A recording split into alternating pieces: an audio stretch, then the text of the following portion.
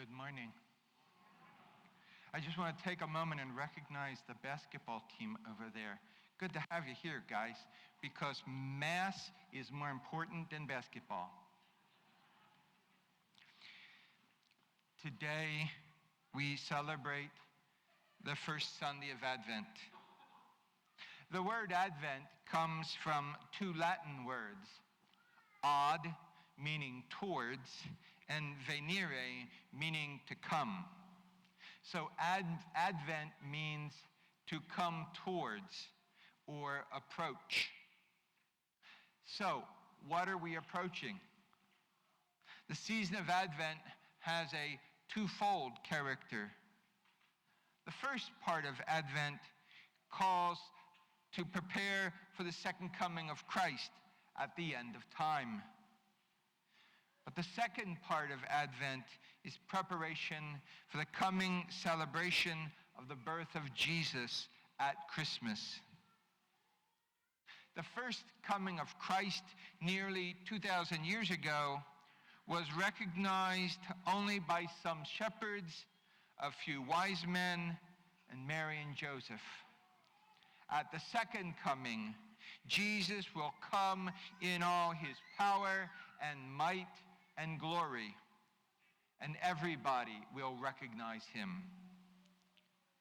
We say that Jesus is the Prince of Peace and the Messiah. But what does that mean? The word shalom in Hebrew is often translated as peace. But shalom means more than the absence of war. Shalom is more completely translated as wholeness, justice, union with God. Peace is not simply the absence of war. In Arabic, the word Islam means submission, not peace. Submission means not union or wholeness or justice, but control. A little over 100 years ago, the Great European War, as World War I was known then, ended. November 11th, 1918 was Armistice Day. It was a day when the shooting stopped and there was a cessation of violence. However, the French closed their military record as closed because of victory. Not peace, victory.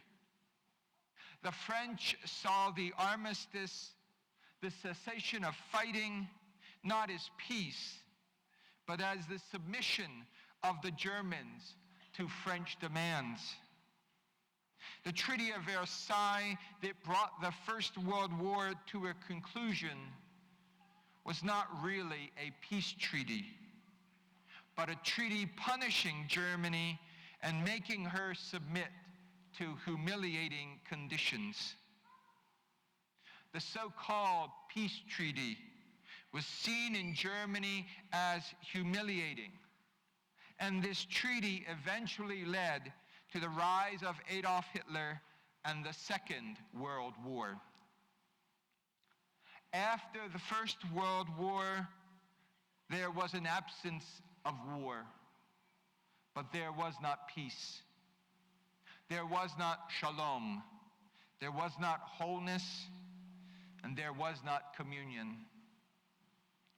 After the rise of Hitler, when he began annexing territories, the British Prime Minister, Neville Chamberlain, wanted to maintain peace at any price. Neville Chamberlain got Hitler to sign a treaty in Munich in September of 1938, which Chamberlain assured the British people had secured peace in our time. However, Hitler did not want peace. Hitler wanted submission. So in less than a year, Hitler invaded Poland and began the Second World War. Peace is not the absence of war. Jesus came to bring peace, but not as the world views peace.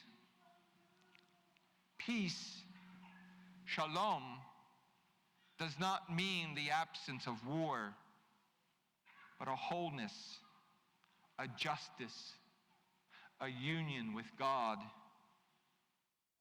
It's very clear then that any attempt at retribution or revenge or getting even is not allowed to Christians. Jesus did not seek revenge on those who nailed him to the cross, but said, "Father, forgive them, for they know not what they do." Even the disciplining of a child is not an act of retribution, but an attempt to make the child a disciple of the Lord. That's where the word discipline comes from, making a disciple. Revenge, retribution, and punishment have no place in discipline. However, sometimes discipline may take the form of bearing arms in a just war.